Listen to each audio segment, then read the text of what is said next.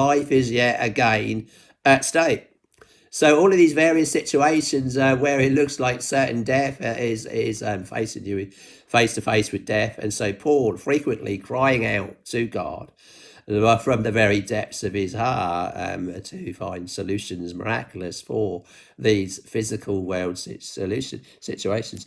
Nevertheless, the centurion, on believing the master and the owner of the ship, right? No doubt, it's money, more than those things which were spoken by Paul. Now, Paul, speaking spiritually, he's got a message from God, no doubt, telling him that the ship is in danger and all of their lives on that ship are in danger. The advice there would have been, let's wait because there's a storm coming.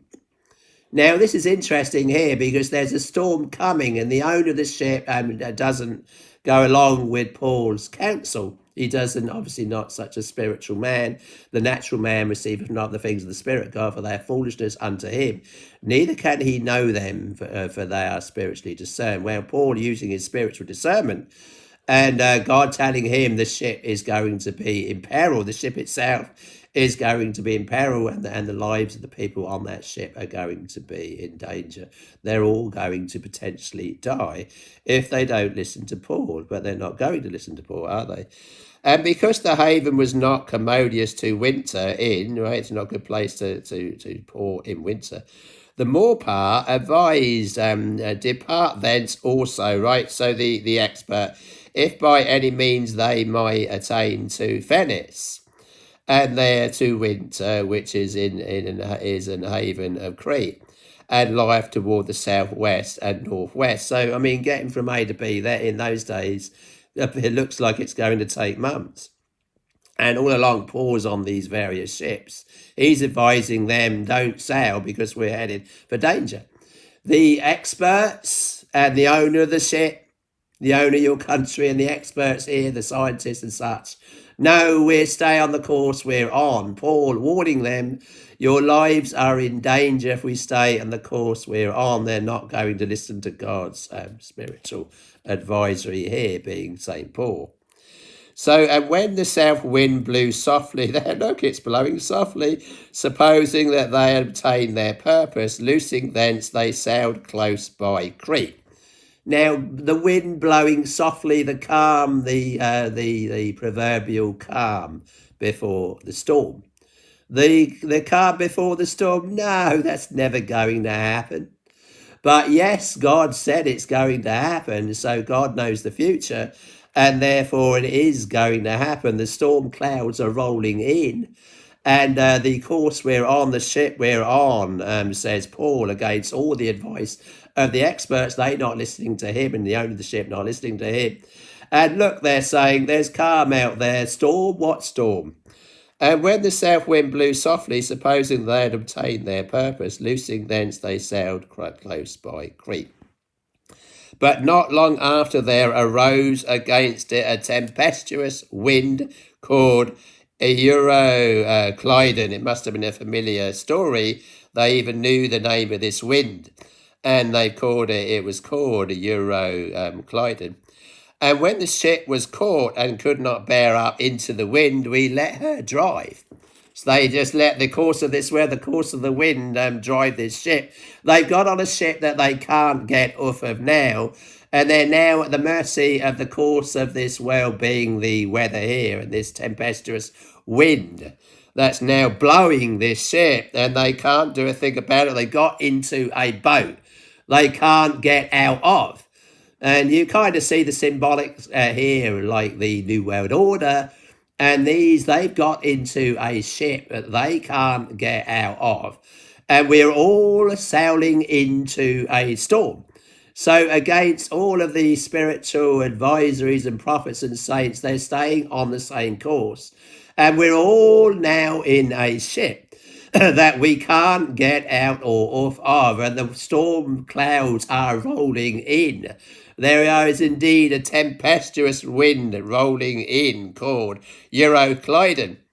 And when the ship was caught, it could not bear up into the wind. We let her drive. Let the wind take us. We can't fight this. The world is saying we're going to have to go with it. So they're going with this evil sounding named wing called Euroclydon. It's tempestuous, and it's no use trying to sail into it. You will have to go with it. So the world is now in this ship. It's the biggest gamble ever for the world, and they've gotten the world on board with these programs.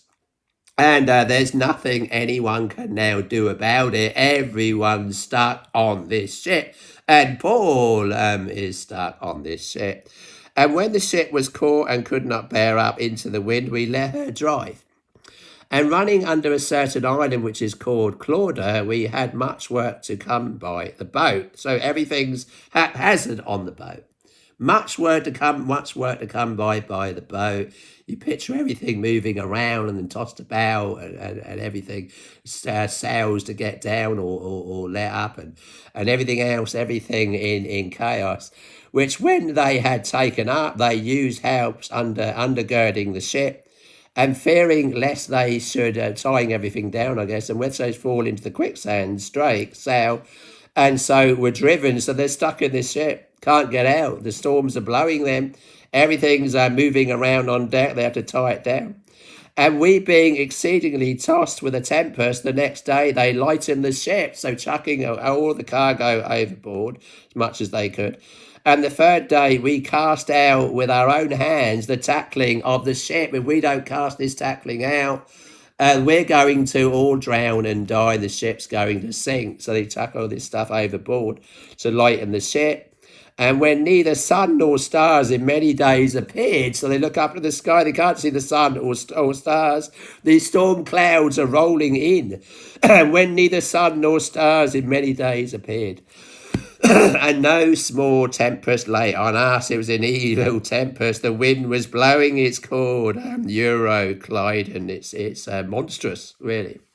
And when neither sun nor stars in many days appeared, and no small tempest lay on us, all hope that we should be saved was then taken away. That's it.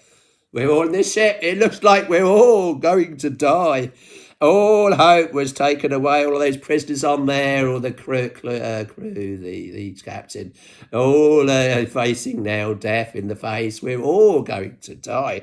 They've lost hope. What can we do to save this ship? We're going to now have to throw ourselves to the mercy of this storm. It's a ship we got in and we can't get out.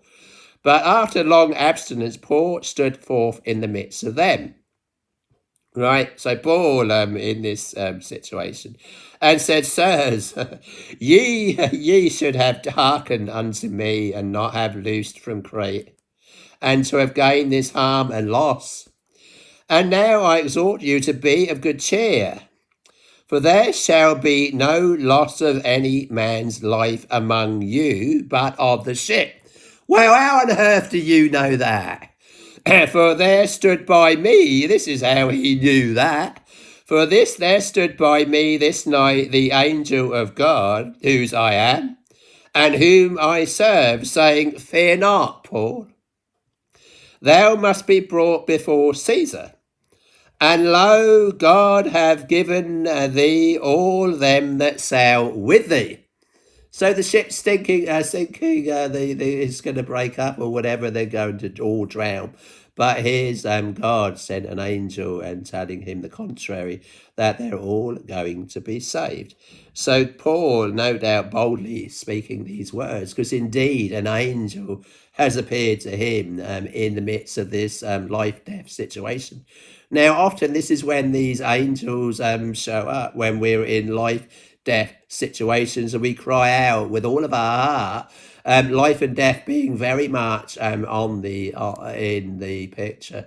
Now, this is how the saints got all their miracles, when they cried out like their whole life depended upon it. Well, clearly, Paul's whole life depends upon the word of this angel.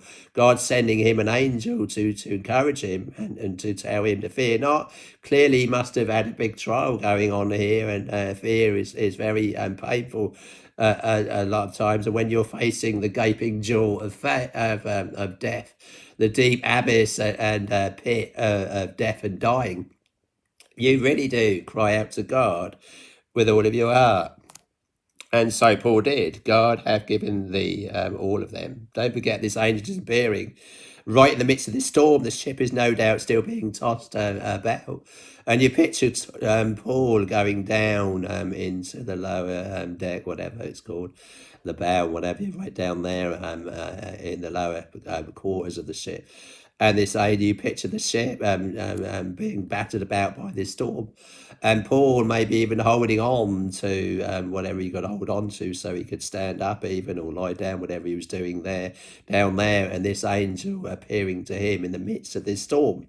The storm still going on all around him, the seas tossing and lashing at the ship, the winds and blowing and howling, and the clouds up there dark and black. Can't even see the sun or the stars, and this angel appearing to Paul, telling him, "Don't fear not."